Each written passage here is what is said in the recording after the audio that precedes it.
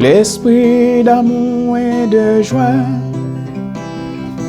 l'esprit de Jésus-Christ, à toi j'étais destiné. Tu es mon plus grand bien.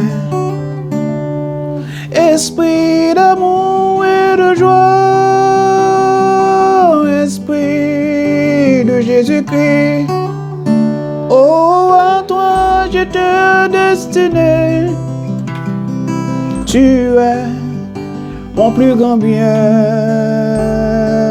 Bonjour, bonsoir mes frères et sœurs. Donc c'est encore la même motivation, la même volonté de pouvoir rentrer chez vous pour partager la parole du Seigneur, cette merveilleuse révélation que le Seigneur m'a confiée. Donc de partager ça avec à chacun de vous. Donc comme la Bible dit, il y a plus de bonheur à donner qu'à recevoir. Donc je suis très content encore une fois d'entrer chez vous et de pouvoir partager cette bonne, cette précieuse nourriture. Donc la semaine dernière, nous avons parlé de ce sujet par rapport à ce cadeau si précieux que Dieu, dans son amour infini, a jugé bon de vous donner, de me donner, premièrement pour que nous puissions connaître sa volonté et deuxièmement de pouvoir connaître notre identité en tant qu'enfant, notre identité en tant que fils, notre identité en tant que disciple ou en tant que chrétien ou en tant que serviteur et servante de Dieu. Donc c'est très important pour nous. Donc sans la personne du Saint-Esprit, donc toutes ces choses-là ne seraient pas bien comprises. Donc aujourd'hui, je vais, par la grâce de Dieu, essayer de parler de ce sujet. Comment écouter Dieu? Apprendre à écouter Dieu ou en d'autres termes. Comment écouter Dieu? Apprendre à écouter Dieu. Je vais parler plus de apprendre à écouter Dieu. Beaucoup de personnes disent, Frère Midier, pourquoi tu ne parles pas d'autres thématiques? Il y a autre chose. Donc c'est comme si, pour ces gens-là, l'humanité en a marre des réalités bibliques. Et même certaines personnes disent, où est Dieu? S'il y a un Dieu qui se présente comme étant un Dieu d'amour, pourquoi tant de souffrances dans ce monde? Chaque jour, il y a des milliers de personnes qui meurent. Des conflits armés qui existent, soit entre la Russie et l'Ukraine, le Hezbollah, Israël, le Hamas, Israël en Syrie, au Congo, et Rwanda, les rebelles, etc. En Haïti, même dans les pays occidentaux, il y a des intérêts commerciaux. Regardez le mouvement avec le gouvernement Trump. Pourquoi? Frère Midier, tu ne parles pas d'autre chose. Puisque tu as dit que l'apôtre Paul a dit aux chrétiens de Colosse, les choses visibles et les choses invisibles ont été créées par Jésus-Christ. Pourquoi tu ne nous parles pas de ces choses invisibles-là qui sont cachées et dans les sous-sols du monde? Frère Midier, tu aurais pu nous parler de l'or, nous parler de platine, nous parler de etc., les métaux précieux. Il dit l'or, c'est un métal précieux dans l'industrie de la bijouterie. Bagues, colliers, montres. Deuxièmement, c'est un matériau privilégié pour diverses applications électroniques et technologiques. Beaucoup de personnes s'en servent pour s'enrichir. Pourquoi tu ne nous parles pas de cela? Argent. Ce métal est destiné à conduire l'électricité, les coupes-circuits, les composants conducteurs d'électricité dans les stations de charge. Troisièmement, pourquoi tu ne nous parles pas de platine qu'on utilise dans la fabrication des équipements de laboratoire en médecine dentaire? Par exemple, si je perds une dent ou bien vous perdez une dent, on peut la remplacer. Même quand ce serait une dent fausse, mais c'est une dent. Pourquoi tu ne parles pas de palladium? Pourquoi tu nous fatigues à une question de la vie de l'esprit? Moi, je suis appelé à réveiller la conscience de tout à chacun sur la personne qui a créé ces métaux précieux-là. Peut-être il y a d'autres personnes qui sont mieux qualifiées pour parler de ces métaux-là. Moi, en tant que serviteur de Dieu, croyant, convaincant et convaincu, je sais que ces métaux-là qui sont au Niger, au Mali, au Burkina, etc., partout dans le monde, le pétrole, etc., ils ont été créés par Dieu. Comme je vous ai dit que moi, ma mission,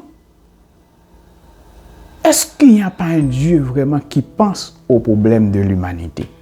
Est-ce que Dieu ne parle pas? Est-ce que Dieu n'écoute pas? Ou est-ce que Dieu n'entend pas?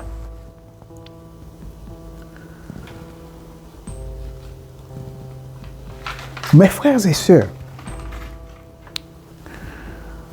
aujourd'hui, nous vivons dans un monde rempli d'illusions. L'Église, c'est une institution dans le temps qu'on a considérée comme une institution divine. Mais l'Église aujourd'hui est devenue comme Hollywood, comme un endroit où certaines personnes viennent pour s'émanciper. C'est comme c'est un produit. Il y a des vedettes, des stars, etc. Quand tu vas dans un concert ou bien dans un culte, à l'intérieur de cet édifice, tu te sens bien. Mais quand tu laisses cet endroit-là, les mêmes problèmes reviennent. Pourquoi? Parce que vous et moi, nous ne développons pas cette attitude à apprendre à écouter Dieu. Pour écouter Dieu, mes frères et sœurs, nous devons nous mettre au calme devant ce Dieu-là dont vous et moi nous servons. Ou en d'autres termes, nous devons nous mettre au repos. Dans Matthieu, chapitre 6, verset 6, voilà ce que le Seigneur Jésus, le maître de l'Église, voilà ce qu'il a dit. Mais quand tu pries, entre dans ta chambre, ferme la porte et prie ton Père qui est là dans le secret, dans le lieu secret, et ton Père qui voit dans le secret te le rendra. Quand tu pries, entre dans ta chambre et ferme la porte de cette chambre. À ce moment-là, tu es dans un moment de calme, un moment de repos. Ce n'est pas un endroit où on peut s'agiter, non. Tu te mets au calme devant Dieu dans ta chambre. Et deuxièmement, pour écouter Dieu, nous devons, mes frères et sœurs, nous concentrer sur la personne de Jésus-Christ. Nous devons fixer nos regards. Nous ne devons pas nous laisser distraire. Quand on est dans ce moment de repos-là, dans ce moment de calme-là, dans notre chambre avec Dieu, nous devons porter toute notre énergie sur sa présence, sur Dieu. Parce que Dieu parle. Beaucoup de choses parlent dans le monde. Les radios, les télévisions. On a entendu les cris des avions, le bruit des avions, des hélicoptères, des motocyclettes, etc., etc. Dieu aussi, lui, il parle. Mais parmi toutes ces voix-là, sa voix est la plus fine. C'est la raison pour laquelle, pour écouter sa voix, il faut se calmer dans sa présence. Il faut se mettre au repos. Et il faut se concentrer sur sa personne. Quand tu es dans cette chambre,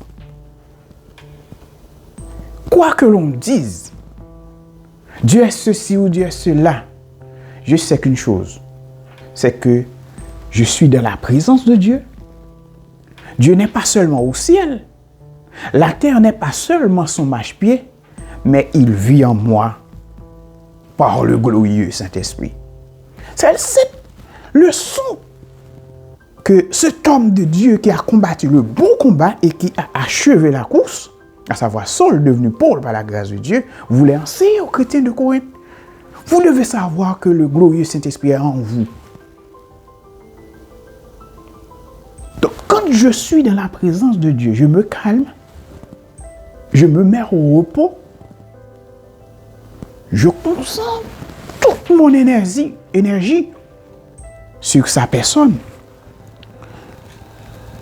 Le fait de vous mettre au calme devant le Seigneur et de vous concentrer sur le Seigneur Jésus-Christ est un acte de foi, mes frères et sœurs. Je reprends. Le fait de te mettre au calme et de vous concentrer sur le Seigneur est un acte de foi. Les actes de foi produisent toujours, mes frères et sœurs, un résultat.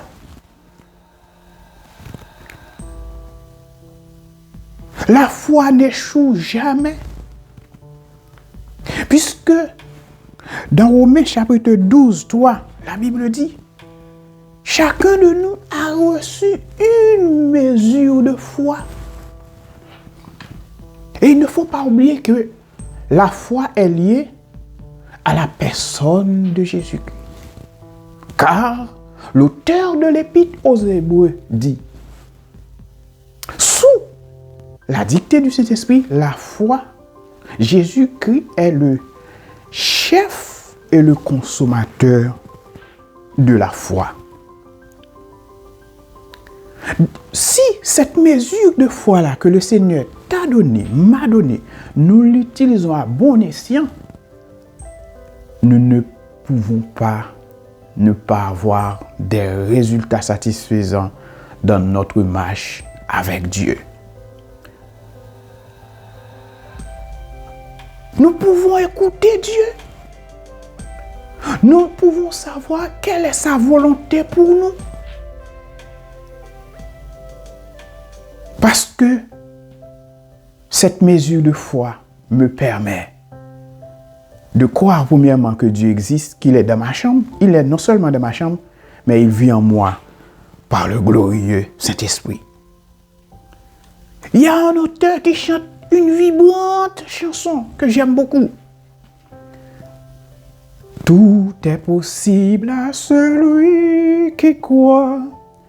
C'est la loi de la foi. Don merveilleux qui nous vient des cieux, que connaît le cœur droit. Oh, quel riche trésor d'un cœur qui vit ce que Dieu dit. Sa foi vaut plus que l'or. Dieu l'honore et le bénit. Oh, quel riche trésor d'un cœur qui vit ce que Dieu dit. Sa foi vaut plus que l'or. Dieu l'honore et le bénit.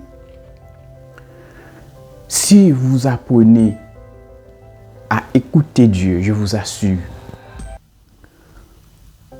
vous allez raconter cette histoire à d'autres personnes que le christianisme n'est pas une religion. Le christianisme, c'est une vie. C'est quelqu'un qui vient vivre une vie en moi. À tel point, il m'a dit, Midi, tu es une nouvelle création. Les choses anciennes sont passées et désormais toutes choses sont devenues nouvelles. Et personne ne peut me faire de la peine, car je porte sur mon corps les marques de Jésus. Vous pouvez dire aussi la même chose. Je vous invite à faire cette prière avec moi. Merci Jésus de m'avoir tant aimé. Je te remercie de m'avoir donné ce cadeau si précieux qu'est le Saint-Esprit. Par ce cadeau, je peux entrer dans ma chambre et apprendre à t'écouter. En t'écoutant, je peux savoir avec certitude que tu parles et tu parles encore. Je te prête mon oreille. Parle-moi. Car sans toi, je ne peux rien faire. Amen. Mes frères et sœurs, c'était votre ami, votre frère Edmond Midier. Quand je parle de ces choses-là, je me sens si bien. Je vous invite vous aussi à faire ce voyage avec moi. D'ici là, qu'il en soit ainsi pour vous. Que le Seigneur vous bénisse. Que le Seigneur vous accompagne.